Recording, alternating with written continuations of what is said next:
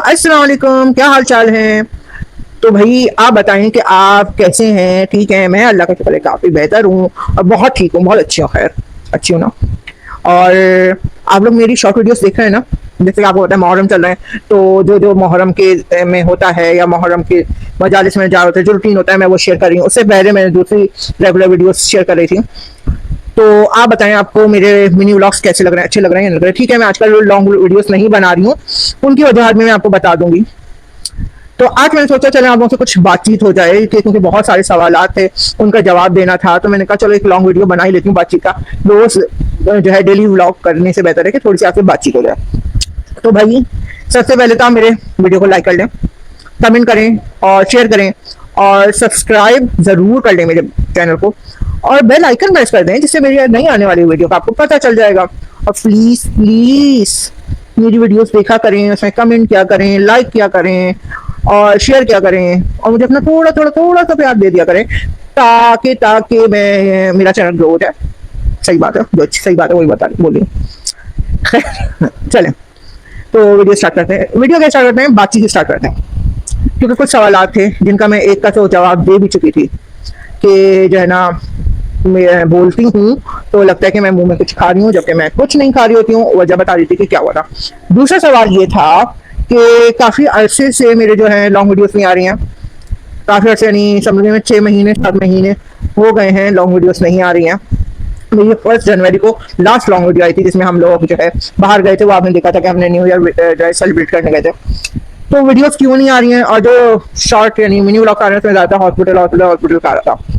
तो वजह मैं आपको बता देती हूँ। वजह तो खैर आप लोगों को पता है कि मेरी सर्जरी हुई है, मेरी 2 सर्जरीज हुई हैं। तो जी मेरे फेस पे हो गई थी एक बहुत बड़ी सी सिस्ट। बड़ी नहीं, छोटी सिस्ट थी, जो कि ऐसा ऐसा जो है ना, मैंने डॉक्टर को जब मुझे फील होने लगी, वो बहुत हल्का सा हल्की सख्ती सी आई थी। मेरे पोर्स बनना यहाँ पर बंद हो गए थे, लेकिन उसको हमें पता नहीं था कि क्यों हो रहा है, क्या हो रहा है, वजह।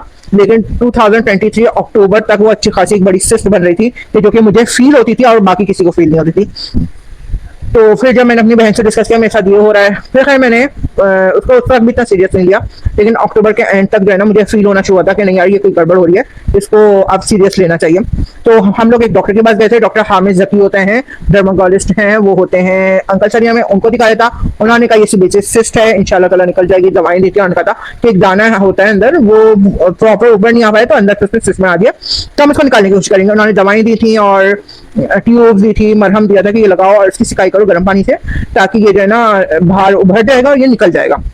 तो हमने वही करना शुरू किया। जब तक हम तीनों को पता था और हमने किसी को डिस्कस नहीं किया था। खैर जब मैं वो लगा गई थी, घर में पता चल गया था कि ऐसा मसला हो रहा है। तो सब अपनी मुख्तलिफ चीज़ें दे रहे थे कि वो जो आता है बैंडेज आती है ना, ब्लड होना का पाया, वो लगा लो, उससे शायद निकल आए। लेकिन खैर फेस का मामला था, तो मैंने उसको तो नहीं किया।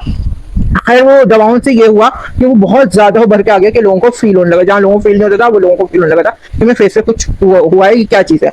लोगों ने कहा दाना है, कुछ ने कहा कि चर्बी हो जाती है, तो कोई परेशानी वाली बात नहीं। अच्छा, इसमें सबसे बड़ी बात ये थी, इसमें कोई दर्द नहीं था कि दर्द हो रहा है, तो जरा और टेंशन वाली बात भी थी, और वो भी नहीं था कि भाई फॉर्मन दिखाओ दर्द और। खैर वो 2 महीने खैर हमने निकाले उन दवाओं और मरहम से, लेकिन वो उससे फायदा नहीं हुआ, वो और बढ़ गया। फिर दोबारा उन डॉक्टर के पास गए, उन्होंने कहा कि ये ना अभी सर्जरी से निकलेगा, दवाओं से नहीं निकलता था। उन्होंने सर्जरी बता दी। खैर फिर कहा कि दूसरे डॉक्टर से भी हम ले लेते हैं ओपिनियन। उन डॉक्टर के पास गए, फिर हम खुर्शीद अलवी जो होते हैं नॉर्थ में, उनको दिखाया। तो उन्होंने ये बात बोली, उन्होंने कहा कि ये जो है ना कोई नॉर्मल चीज़ नहीं लग रही है, ये एक तरीके का है ना, अगर मैं ट्यूमर बोलूंगा तो डर जाओगी, लेकिन ये लाइक का ट्यूमर टाइप है, और तुम ऐसे करो दवाएं खाओ। उन्होंने दवाएं दी और उन्होंने कहा कि इसकी सर्जरी होगी, और उन्होंने कहा सर्जरी से निकलेगा, दवाओं से नहीं निकलेगा, लेकिन इसकी स्वेलिंग कम करनी है। तो दवाएं दे दी उन्होंने। फिर उन्होंने ना कहा कि इसकी 2 तरह से सर्जरी हो सकती है, एक तो आप फेस पे करवाएं, तो जाहिर सी बात है एक्सेप्ट करना मुश्किल होता है इतना बड़ा कट, या फिर अंदर से हो सकती है, नहीं जो ईएनटी स्पेशलिस्ट करेंगे मुंह के अंदर। तो उन्होंने कहा कि इसके टेस्ट होंगे, तो उन्होंने भी एक जर्नल सर्जन का को रेफर किया, जो कि उन्होंने हामिद जकी ने भी किया था, इन्होंने भी, दोनों एक ही थे। सैफ उनको दिखाओ, और जो भी टेस्ट होंगे उसके बाद बताते हैं कि क्या सर्जरी करनी है, किस तरह इसको रिमूव करना है, लेकिन ना ये जल्दी से करना है। तो उन्होंने थोड़ी हिंट दे दी थी। अच्छा, अब जो है ना, और सब ये डॉक्टर ये कहते हैं कि ये बॉडी में कहीं पर भी हो जाता है, लेकिन तुम्हारे फेस में होता है, ये एक रेयर केस है कि फेस में नहीं होता है, लेकिन फेस से हो गया। खैर फाइनली हमने दवाई ववाई खा के डॉक्टर सैफ अहमद को दिखाया, तो उन्होंने जो है ना रेफर किया कि आप इसकी बायोप्सी करवाएं। अब बायोप्सी ऐसी चीज़ है कि जिससे हर बंदा डरता है, क्योंकि जाहिर सी बात है कि बायोप्सी से हमारे घर में सिर्फ कैंसर ही आता है, जबकि बायोप्सी सिर्फ कैंसर के लिए नहीं होती है, वो आपकी जड़ को पकड़ती बीमारी की कि क्या है और क्यों है। खैर बायोप्सी की जब वो हुई तो वो सब परेशान हो गया, खैर मैं खुद परेशान हो गई थी, बहुत ज़्यादा टेंशन हो गई थी कि बायोप्सी क्यों क्यों क्यों क्यों। फिर हमने ना कहा कि डायरेक्ट बायोप्सी चाहे कुछ भी है, मेरे लिए तो बड़ी बड़ी बहुत बड़ी चीज़ थी। खैर फिर मेरे मामू ने अपने एक फ्रेंड के जरिए उनको बताया, वो डॉक्टर थे, कि ये बायोप्सी किस चीज़ की बायोप्सी वो लेना चाह रहे हैं, क्यों करवाना चाह रहे हैं बायोप्सी, ऐसी क्या चीज़ है, खतरे की बात है। तो उन्होंने कहा कि ऐसा करो, उन्होंने एक डॉक्टर हैं plastic surgeon doctor Muis Sadiq Zakir national में होते हैं, उनको रेफर किया कि तुम इनको दिखा दो ये क्या कहते हैं। जब हम उनके पास गए तो उन्होंने कहा कि भाई उनके भी समझ में नहीं आया कि चीज़ क्या है। अच्छा उन्होंने बहुत अच्छी तरह से इसको चेक किया था, अंदर मुंह के अंदर हाथ डाल के और यहाँ से हर चढ़ा के, लेकिन वो समझ में ही नहीं आ रहा था कि क्या चीज़ है। और बिल्कुल गोल इतनी बड़ी थी समझे था, और बहुत सख्त है, जैसे अखरोट का वो होता है ना शेल, उतना सख्त था। खैर फाइनली जब वो कहते हैं टेस्ट वेस्ट हुए, उसमें भी नहीं आ रहा, वो एबनॉर्मल फाइलिंग ही दिखा रहा था अल्ट्रासाउंड में। उनका बायोप्सी हम अभी नहीं करेंगे, बायोप्सी निकालने के बाद हो सकती है, अभी करेंगे ना तो फिर ये जो है ना ऐसा हो सकता है कि दूसरे टेस्ट करवाएं तो वो टेस्ट सही नहीं आएंगे, उसमें डिफेक्ट आ जाएगा, तो बायोप्सी अभी नहीं होगी। उन्होंने अल्ट्रासाउंड कराया, अल्ट्रासाउंड में कुछ नहीं आया, एबनॉर्मल फाइलिंग आई। फिर उन्होंने क्लियर कराने के लिए एमआरआई करवाया, एमआरआई में भी क्लियर नहीं आया। उन्होंने कहा कि गर्दन से कोई चीज़ आ रही है ये जो फैली है। अब ये दो चीज़ें थी कि या तो नसों का गुच्छा है जो गर्दन और इधर से आ रहा है, नसों का गुच्छा है जो बन गया है, या फिर तुम्हें है वो कहते हैं पंजा टाइप होता है, तो यहाँ की सर्जरी थोड़ी मुश्किल होती है क्योंकि नसें और कर सकती हैं वो, तो उनका या तो नसों का गुच्छा है या फिर कोई ग्लैंड है जो बढ़ गया है। अच्छा मुझे टॉन्सिल्स का भी इशू है, तो वो भी ध्यान में था कि ऐसा तो नहीं कि टॉन्सिल्स के जरिए कुछ ऐसा आ रहा हो, ये मेरी अपनी थॉट है। खैर उन्होंने कहा कि इसकी सर्जरी होगी और ऊपर से ही करनी पड़ेगी क्योंकि अगर नसों का गुच्छा है तो ये अंदर से तो नहीं सही हो सकता। और फिर खैर उन्होंने कहा सर्जरी होगी, और सर्जरी भी उन्होंने बता दिया था तो कुछ दिनों के लिए ना आपकी ये होंठ की मूवमेंट जो है ये खत्म हो सकती है। उन्होंने थोड़ा बहुत डराया था और ऐसा हो गया ये होगा सारी चीज़ें। खैर फिर भी ना उस वक्त इतना कोई डर नहीं लगा था। सर्जरी का हुआ, सर्जरी की डेट दे दी, खैर सबको जो भी, खैर बहुत सारी चीज़ें उस दौरान मैंने क्या फेस किया वो मैं इंशाल्लाह फिर किसी और वीडियो में बताऊंगी। अभी से हम इस बात पर बात करते हैं कि मुझे डायग्नोस किया हुआ था। खैर वो सर्जरी हुई, सर्जरी होने के बाद जो है ना, अच्छा मैं सर्जरी के लिए अपना एक्सपीरियंस बाद में बताऊंगी कि मैं सर्जरी के लिए गई थी, सर्जरी में अंदर क्या हुआ वो एक्सपीरियंस फिर कभी, ठीक है। अगर आपको जानना है तो कमेंट्स में बोलेगा तो मैं बताऊंगी आप लोगों को। खैर सर्जरी हुई, उन्होंने सर्जरी वाले दिन ही सुबह मुझे पहुंचना था वहाँ पर। सर्जरी हुई तकरीबन 3 से 4 घंटे की सर्जरी थी। वो होकर जब मैं होश होश में आई और दूसरे दिन डॉक्टर ने आए, एक दिन रही थी मैं वहाँ पर, तो उन्होंने कहा कि ये एक है ना टेंस की बॉल जितना एक ट्यूमर था जो कि नॉन एक्टिव था। अच्छा वो देखने में भी नॉन एक्टिव ट्यूमर था जो कि हमने निकाल दिया है और बायोप्सी के लिए रिपोर्ट चली गई है, यानी चीज चली गई, बायोप्सी की रिपोर्ट आ जाएगी तो और क्लियर हो जाएगा, लेकिन कोई नुकसानदेह वाली चीज नहीं थी। और उन्होंने कहा कि हमने इसको पूरा रिमूव कर दिया, कोई ऐसी बात नहीं थी। अच्छा उन्होंने यहाँ से लेकर यहाँ तक जो है ना स्टिचेस थे, लेकिन अल्लाह का शुक्र यह है कि स्टिचेस बहुत अच्छे लगे थे, यानी बहुत बारीक बारीक लगाए थे कि ज़्यादा जो है ना फ्रैक ना हो। क्योंकि जैसे आपको बताया कि सर्जरी के बाद मेरी कज़न की शादी थी तो मुझे टेंशन नहीं थी कि मैं इतना बड़ा कट लेकर किस तरह करूँगी, लेकिन वो है ना सर्जरी हो गई तो इत्मीनान हो गया कि चलो स्टिचेस अच्छे लगे, जब ये निकाल देंगे तो मैंने कहा हम क्रीम देंगे, वो आप सिलिकॉन बेस होगी वो लगाएगा तो आपकी सारी चीज़ें वो हो जाएंगी, क्लियर हो जाएंगी इंशाल्लाह ताला। और मेकअप से छुप जाता है, खैर सारी चीज़ें वो होकर हम लोग जो है खैर रिकवरी हुई मेरी, तो हम शॉपिंग में लग गए शादी की। अब शादी की शॉपिंग हो रही है, सब हो रहा है। इतने में क्या हुआ कि मेरी बायोप्सी की रिपोर्ट जब भी लेने जाओ तो आई नहीं आई नहीं आई नहीं। खैर तकरीबन 10-12 दिन बाद आती है, वो आई है 20-25 दिन बाद मेरी बायोप्सी की रिपोर्ट आई है, शायद 20 दिन बाद रिपोर्ट आई है। जब हम रिपोर्ट लेने गए हैं तो डॉक्टर को भी दिखाना था। अच्छा इसी में क्या हुआ मेरे स्टिचेस भी कट हो गए और एक छोटा सा स्टिच ना रह गया था, तो भाई ने कहा था रिपोर्ट में डॉक्टर को खुद ही को दिखा दूंगा तो मैं साथ जाने करती है, लेकिन मुझे लग रहा था कि ना अंदर एक स्टिच रह गया, उन्होंने सही तरह कट नहीं किया। तो भाई ने कहा अच्छा चलो, हमें इत्तेफाक से चलिए। जब वहाँ रिपोर्ट लेकर पहुंचे हैं तो डॉक्टर मुतमईन था, उन्होंने जब रिपोर्ट पढ़नी शुरू की तो डॉक्टर के जो है ना फेस एक्सप्रेशन बिल्कुल चेंज हो गया। अब वो कहने लगे कि ऐसा ऐसा है, और जो जूनियर डॉक्टर थे वो भी भाई को देखें, कभी मुझे देखें अजीब तरीके से। अब हम पहचान के भैया क्या हो रहा है क्यों हो रहा है, फिर खैर उन्होंने भाई से कहा कि ये ना एक काम करें आप ऑन्कोलॉजिस्ट डॉक्टर को है ना स्पेशलिस्ट को दिखा दें। अच्छा अब जहन में ऑन्कोलॉजिस्ट आते जा रहे हैं कैंसर स्पेशलिस्ट, तो एकदम है ना मेरे कान थोड़े खड़े हुए, उनका क्या मतलब रिपोर्ट सही नहीं आई। अब वो आपस में बात करें कि जब हमने निकाला था तो कुछ ऐसा नहीं था, ऐसा क्या हुआ है हमने निकाला था वो दिखने में तो ऐसा नहीं था, दिखने में तो ऐसा नहीं था। उन्होंने कहा नहीं आप है ना किसी कैंसर स्पेशलिस्ट को दिखा दें, और उन्होंने रेफर कर दिया। अब मैंने उनसे पूछा कि ये कैंसर है क्या, मुझे कि नहीं कैंसर नहीं है, कैंसर नहीं है। और है वो परेशान हो रहे थे, उन्होंने मुझे उस करने के लिए कैंसर नहीं है, और उन्होंने वाज़ेह तौर पर नहीं बोला, लेकिन उन्होंने रेफर कर दिया कैंसर स्पेशलिस्ट डॉक्टर को। अब ये लेकर हम घर आए, उस वक्त तक तो मैं भी वो थी कि अच्छा शायद वो जहन में ना हो, उस वक्त तो मुझे समझ में नहीं आया मैं रिएक्ट कैसे करूँ, मैं बिल्कुल ना ब्लैंक हो गई। घर आए भाई ने ना मेरे चाचा को बताया कि ऐसा ऐसा है, मेरी एक पर्सन होती है जो अमेरिका में है, उनको रिपोर्ट भेजी ना कि ऐसी ऐसी रिपोर्ट आई है, उन्होंने जो है मेरे भाई को भेज दिया। अच्छा उसके दूसरे दिन ही शायद, खैर मुझे ये याद नहीं है, हमने खैर डॉक्टर नाइला जाहिद होती हैं उनको दिखाया, लेकिन उससे पहले ही ना मेरी कज़न का मैसेज आ गया कि हाँ ये जो है ना कैंसेरियन है। अच्छा, मुझसे छुपाया जा रहा है कि मुझे नहीं बताया कि ये है, आपस में लोग बात कर रहे हैं। मैंने भाई के मोबाइल में मैसेज सुन लिए, लेकिन मुझे ना रिएक्ट करना ही नहीं आया, मैं कैसे रिएक्ट करूँ कि मुझे कैंसर डायग्नोस हुआ है और उन्होंने कहा वो चीज़ निकल गई है, लेकिन उसके कुछ एजेस जो है ना वो अंदर मौजूद हैं, तो वो तकरीबन आपको सर्जरी से निकालना पड़ेगा। अब यहाँ बात आई सर्जरी। सर्जरी उन्होंने कहा कि मेरे चाचा चाहते थे कि कुछ अरसे बाद हो जाए, उन्होंने कहा नहीं ये दोबारा हो सकता है क्योंकि जड़ें तो अंदर मौजूद है, तो ये दोबारा फैल सकता है और बहुत तेजी में फैल सकता है, क्योंकि एक दफा उसमें प्रॉब्लम हो चुकी है, निकल चुका है, तो वो तो आ चुका है ना, तो अब ये तेजी से फैल सकता है और इसकी फौरन फौरन सर्जरी होनी चाहिए। खैर फिर हम जाकर नेशनल में ही डॉक्टर नाइला साहब के पास गए, उनके पास है, वो हंसते कहने तुम क्या चीज़ दिखाई हो, और ये उनका कहना था कि ये खुद जो बज़ाहिर है ये बहुत रेयर केस में होता है और फेस में होना तो बिल्कुल ही अलग होता है, ये होता है डर्मासर्कोमा के नाम से ये था, तो वो चीज़ थी। अच्छा, ये बॉडी में कई जगह पे हो जाता है, लेकिन सबसे ज़्यादा रेयर केस तक है फेस पे होना, और फेस पे होने के लिए ना जाहिर सी बात है फेस इंसान को फेस से कहीं सबसे ज़्यादा इशू होते हैं, तो फेस पे ही होना बहुत ज़्यादा रेयर केस था। और उन्होंने जो मेरी कज़न है उन्होंने कहा कि हमें नहीं, मुझे नहीं पता आपने पहली सर्जरी किससे करवाई थी, लेकिन इसकी सर्जरी अगर कोई प्लास्टिक सर्जन करे तो इत्तेफाक ये था कि मेरी पहली सर्जरी प्लास्टिक सर्जन ने की थी। तो खैर डॉक्टर नाइला ने डॉक्टर मोई सादी को लेटर लिख दिया कि एक इंच का मार्जिन जो है ना और क्लियर करना होगा आपको। फिलहाल खैर हमने फिर दोबारा वही मोई सादी को दिखाया, डॉक्टर मोई सादी को, तो उन्होंने कहा कि इसकी तो फेस ग्राफ्टिंग होगी क्योंकि आप पूरा वो चीज़ निकालनी पड़ेगी, जाहिर सी बात है, पहले से यहाँ से लेकर यहाँ तक कट था, अब उन्होंने कहा कि ये पूरा हिस्सा उन्होंने कहा है कि निकलेगा।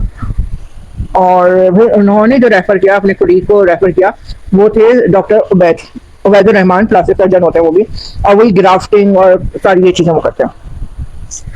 खैर हम उनके पास गए, अब वो जब उनके पास गए ना, अब तक जो थे ना मैं और मेरे भाई और हम लोग कर रहे थे, तो जब हमें डॉक्टर उबैद से मिलना था ना, तो मैंने अपनी खाला से कहा कि आप आ जाएंगी, मामू ने कहा अकेले नहीं जाना, खाला से कह दो वो चले, तो खैर खाला को बुला दिया।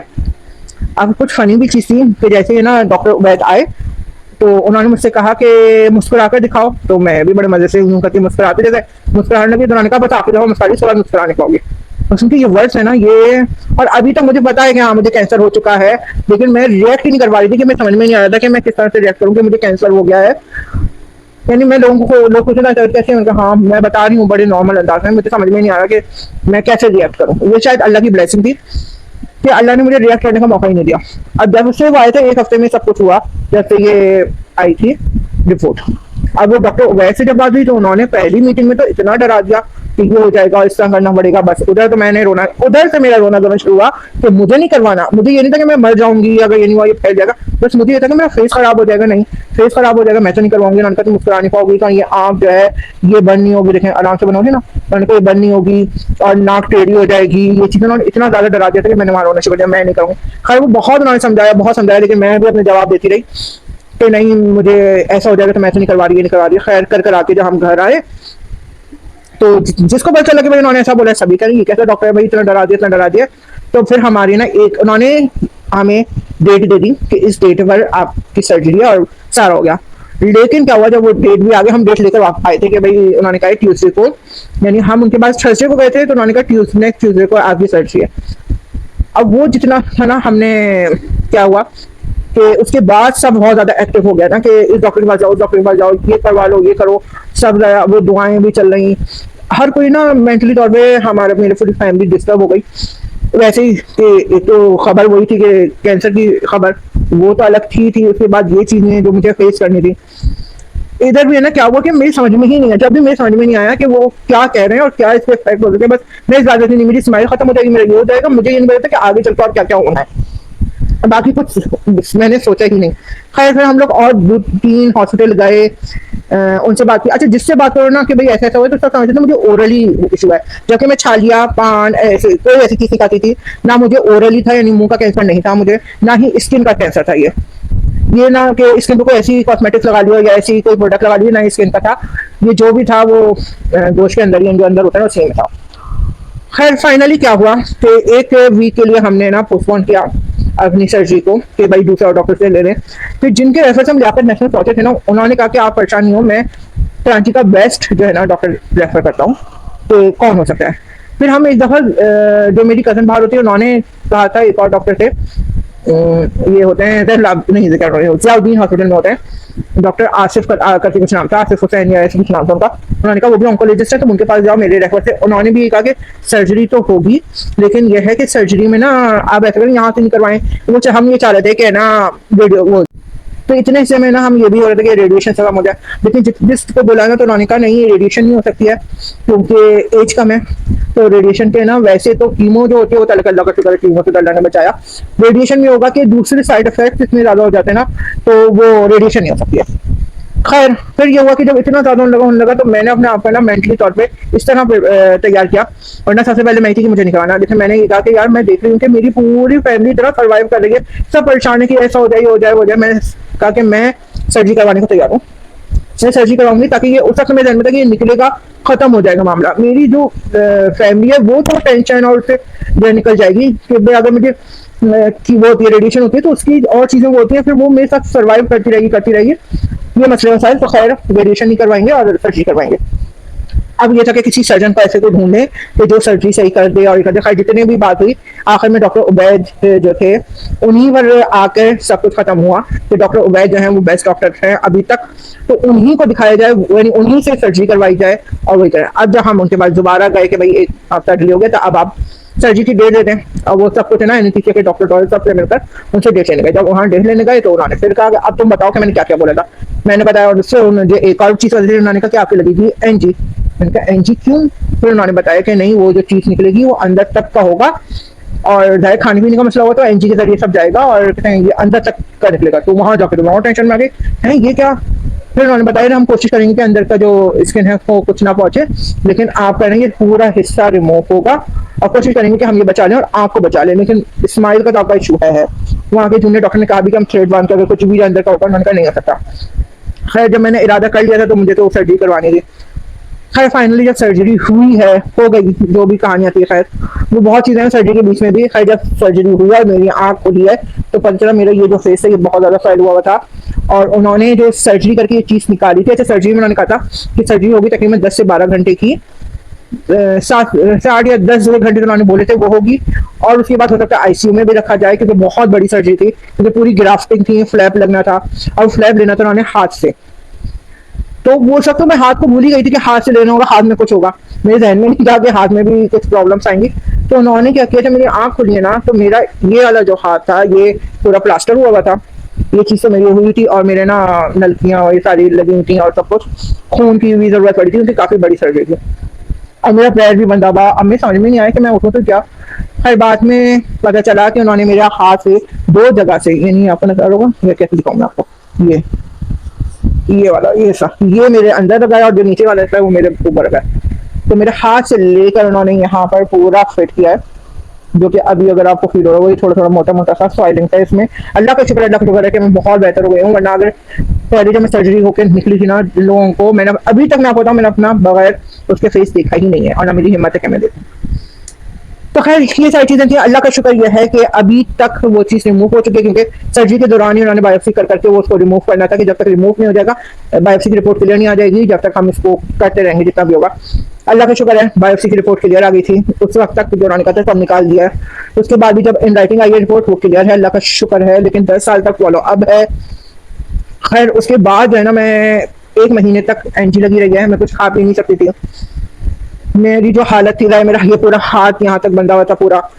मैं बेड रेस्ट पे थी, चलना फिरना भी था कि चलती फिरती थी, लेकिन खाना पीना कुछ नहीं था। खैर मैं वो भी बहुत लंबी कहानी है, फिर कभी बताऊंगी मैं आपको। तो फाइनली बस ये है कि मुझे कैंसर डायग्नोस हुआ था। मेरी जो सर्जरी हुई है वो कैंसर की, पहले नहीं पता था, बस सिस्ट निकाल दी थी। फिर मेरी जो सर्जरी हुई है ये पूरी एक तरह से प्लास्टिक सर्जरी हुई है। उन्होंने फ्लैप लगाया है और मेरी थाई से स्किन लेकर जो है वो मेरे हाथ पे लगाई है, ग्राफ्टिंग की है। तो ये सारी चीज़ें की हैं। अब इंशाल्लाह एक सर्जरी और होनी है जिसमें वो मेरे ये जो है ना जितना भी है इसको लेवल में रहेंगे, जो एक कॉस्मेटिक सर्जरी होगी। अच्छा निशान मेरा रहेगा जो कि इंशाल्लाह ताला अल्लाह ने बहुत बढ़ाया और अब इतनी साइंस ने तरक्की कर दी है, कॉस्मेटिक सर्जरी से सही हो जाता है। स्किन जाहिर सी बात है वो मैच नहीं हो रही है, तो वो इस हाथ की लाइफ स्किन लगी है तो वो भी, लेकिन अल्लाह बहुत रहम करीम है, इसे इतने तक पहुँचाया है तो वो भी करेगा। लेकिन मैं वो लड़की जो ना सबसे ज्यादा छूट हुई कि मैं इतना सा खून नहीं देख सकती थी, मैं इतनी सी चीजें नहीं कर सकती थी। मेरे घर वाले कहते हैं कि इसने इतनी हिम्मत है ये सब कुछ किया है ना, कि मेरा अगर इतना सा कट भी लग जाता ना, मैं इतना रोती थी और इतनी तकलीफ बर्दाश्त नहीं। लेकिन खैर अल्लाह ने हिम्मत दे देता है अगर अल्लाह पे भरोसा हो। और सबसे बड़ी बात, अल्लाह पे भरोसा, अगर इतने अच्छे वसीले हमारे पास हों और फैमिली अच्छी हो, तो सब जो है ना मिलकर जब आपके साथ कर रहे होते हैं ना, तो अल्लाह का शुक्र है कि अल्लाह ने बहुत रहम किया है। आपके सामने हूँ, पहले भी आप देखते थे मेरे ब्लॉग्स, अब भी इंशाल्लाह ताला देखते रहेंगे। तो ये मेरी एक छोटी सी जो है ना कैंसर सर्वाइवल स्टोरी थी। बहुत से अभी तक 10 साल तक फॉलो अप है, 10 साल तक रहेगा। फिर ना जाहिर सी बात है, अभी कुछ टेस्ट हैं, अभी आप एमआरआई और करवाने हैं, 3 महीने बाद एक एमआरआई होगा, उसकी होगी डॉक्टर के पास, अभी तक जाने ही है।